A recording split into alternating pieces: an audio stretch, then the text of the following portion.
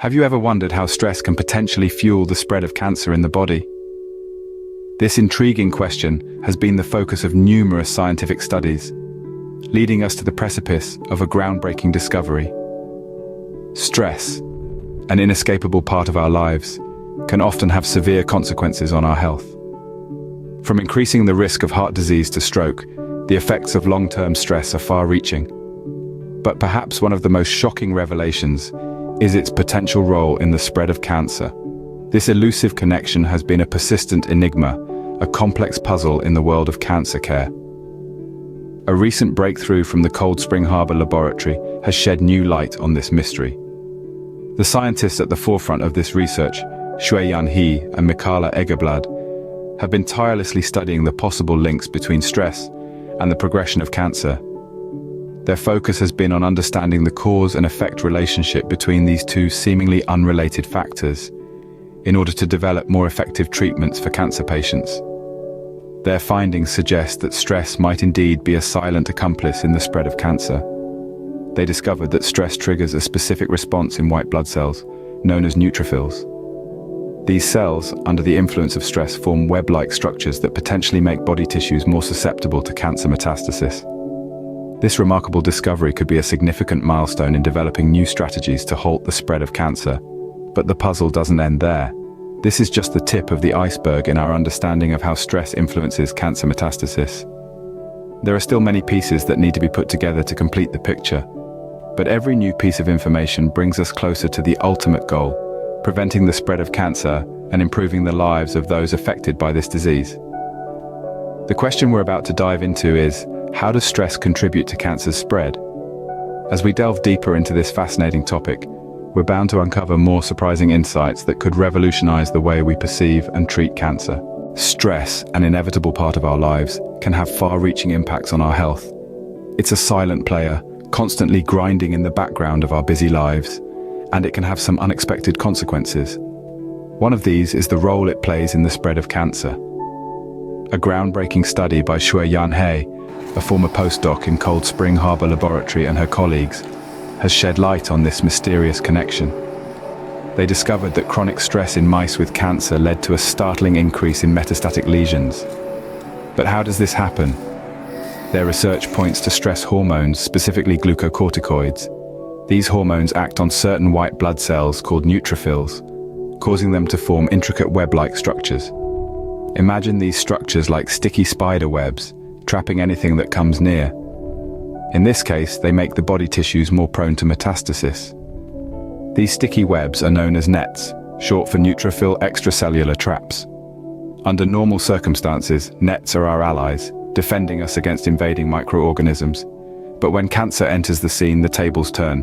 The nets end up creating a metastasis-friendly environment. He and her team observed that when they mimicked chronic stress in mice with cancer, there was a fourfold increase in metastasis. That's a significant leap, and it's all due to the effect stress has on our cells. They further confirmed this by conducting a series of tests. They removed neutrophils from the mice, injected a drug that destroys nets, and even used mice whose neutrophils couldn't respond to glucocorticoids. All these measures resulted in the same outcome: no more increased metastasis in stressed mice. But here's the kicker. Even in mice without cancer, chronic stress caused nets to modify lung tissue. It's as if stress was prepping the tissue to host cancer cells. So, stress doesn't just make us feel bad, it can literally change the behavior of our cells.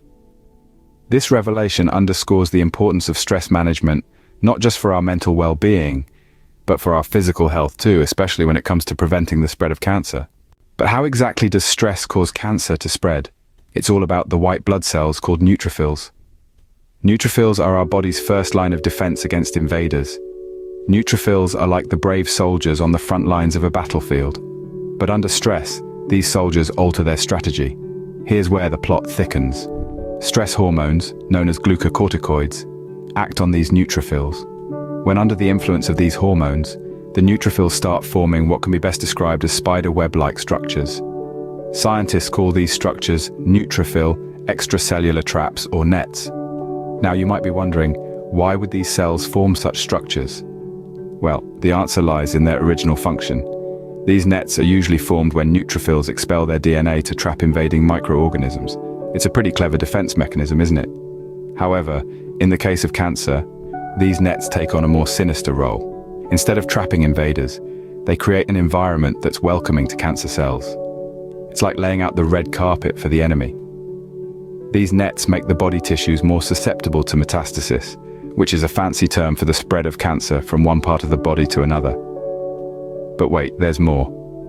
The formation of these nets isn't just limited to bodies already fighting cancer. Even in the absence of cancer, chronic stress can induce net formation. This essentially modifies the tissue, almost as if it's preparing for the arrival of cancer. It's like setting up the guest room for an unwelcome visitor. So, to put it simply, stress causes neutrophils to form nets, and these nets in turn create a hospitable environment for cancer to spread. It's like a chain reaction, where one event sets off a series of others, ultimately leading to an undesirable outcome. It's as if stress is preparing the body to accommodate the spread of cancer. Could managing stress be a key in cancer treatment? A question that's taken on new weight with this study's findings. The link between stress and the spread of cancer has been illuminated, and the implications for cancer treatment are profound. The study's findings further emphasize the importance of stress reduction, not just as a complementary therapy, but as an essential part of a comprehensive cancer treatment plan. Stress, it seems, is not only a psychological burden, but also a physical one that can potentially catalyze the spread of cancer. To validate the role of stress in triggering the formation of nets and hence metastasis, Xue-Yan He performed 3 critical tests. In the first test, she removed neutrophils from the mice using antibodies. This test aimed to see if the absence of these cells would impact the formation of nets and the spread of cancer. In the second test, a net-destroying drug was introduced into the mice. The objective here was to ascertain if destroying these web-like structures could curtail the spread of the disease. Finally, in the third test, mice whose neutrophils couldn't respond to glucocorticoids were used. This test was designed to see if the response of neutrophils to stress hormones was indeed a crucial factor in the formation of nets and consequent metastasis. In each of these tests, the results were strikingly similar. The stressed mice no longer developed more metastasis, he reports. These tests provided compelling evidence that stress triggers the formation of nets, which in turn facilitate the spread of cancer. The implications of these findings are clear and startling. As Linda Van Elst asserts, reducing stress should be a component of cancer treatment and prevention. This research underscores the importance of stress management in the battle against cancer. So, the next time you think about stress reduction, remember it's not simply about feeling better, it's about potentially slowing the spread of cancer, and that's a battle worth fighting. Reducing stress isn't just about feeling better, it's about potentially slowing the spread of cancer. Where do we go from here? As we look ahead, the insights gained from this groundbreaking research point to exciting new possibilities in the fight against cancer. Potential strategies for treatment are emerging, and one of the most promising involves the prevention of net formation. Neutrophils, these white blood cells that under stress form sticky web-like structures, are now being seen in a new light. Picture this: drugs designed to prevent these stressed neutrophils from creating nets. This could be a game-changer in cancer treatment, especially for patients whose cancer hasn't yet metastasized. Imagine neutrophils like soldiers on a battlefield. Under normal circumstances, they valiantly fight off invaders. But when they're stressed, they start constructing these nets, inadvertently creating a hospitable environment for the enemy, cancer. We need to find a way to keep these soldiers from switching sides when under stress. The development of drugs that could prevent the formation of these nets is a tantalizing prospect. Not only could these treatments slow down the spread of cancer, but they could potentially stop it in its tracks. This could be an enormous relief for patients, offering a glimmer of hope in an otherwise daunting journey. But let's not forget the wider implications of this research. The findings suggest that stress management should be an integral part of cancer treatment and prevention. This isn't just about popping a pill to prevent net formation. It's about a holistic approach that includes managing stress levels. This isn't just good news for cancer patients. It's a wake-up call for all of us. Chronic stress doesn't just make us feel worn out or anxious.